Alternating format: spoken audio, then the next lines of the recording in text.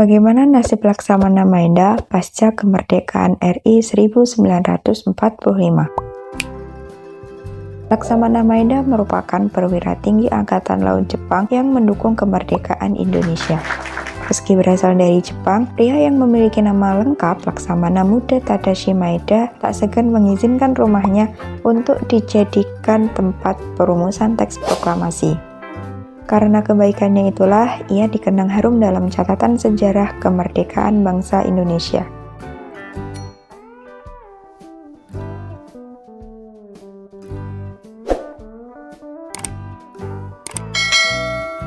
Nama lengkapnya adalah Tadashi Maeda. Ia dilahirkan pada 3 Maret 1898 di Kagoshima, Jepang. Laksamana Tadashi Maeda lahir di tengah keluarga kelas samurai. Ia memantapkan studinya dengan mengambil spesialisasi navigasi di Akademi Angkatan Laut Jepang. Tahun 1930, ia berhasil mendapatkan pangkat Letnan 1. Pada Oktober 1940, ia diperintahkan berlayar ke Indonesia untuk menegosiasikan perjanjian dagang jual beli minyak. Di samping itu, ia juga mendapat tugas lain, yaitu membangun jaringan mata-mata pemerintah Jepang di Indonesia.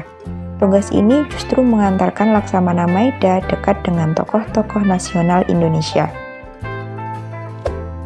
Tahun 1942, ketika Jepang menyerang kolonial Belanda di Indonesia, Laksamana Maeda kembali ditugaskan mengatur operasi-operasi Angkatan Laut Jepang di Papua. Pasca kekalahan kolonial Belanda, Laksamana Tadashi Maeda dipindah tugaskan ke Batavia. Di sana, Laksamana Maeda bertugas menjadi penghubung Angkatan Laut dan Angkatan Darat pemerintah Jepang. Di Batavia, Laksamana Tadashi Maeda dikenal dekat dengan tokoh-tokoh nasional, salah satunya ialah Ahmad Subarjo.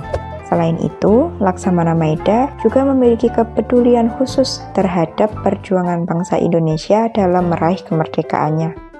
Oleh karena itu, ia berkenan membantu persiapan kemerdekaan Indonesia dengan mengizinkan rumahnya untuk dijadikan tempat perumusan naskah proklamasi.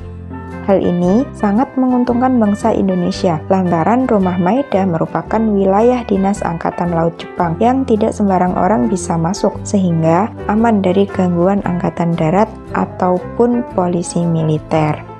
Tak hanya itu saja, Maeda juga menjamin perumusan naskah proklamasi kemerdekaan Indonesia berjalan dengan lancar tanpa gangguan. Karena itu, Maeda menyiapkan pasukan penjaga di dalam rumahnya supaya kondisi terjamin aman.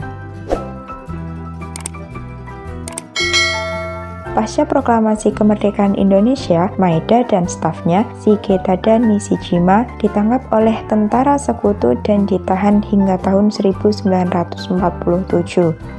Laksamana Maeda dianggap sebagai pengkhianat karena mendukung kemerdekaan Indonesia sebagai negeri jajahan Jepang. Akibatnya, Laksamana Maeda harus menerima hukuman atas tindakannya. Tidak hanya hukuman kurungan saja, melainkan ia juga diadili di mahkamah militer. Tatkala di persidangan, Laksamana Maeda dinyatakan tidak bersalah dan akhirnya dibebaskan dari hukuman kurungan. Namun, insiden ini menjadi titik akhir dari karir militernya. Pasca dinyatakan bebas, Maeda memutuskan mundur dari dunia militer dan politik. Ia memilih menjalani hidup sebagai warga negara biasa.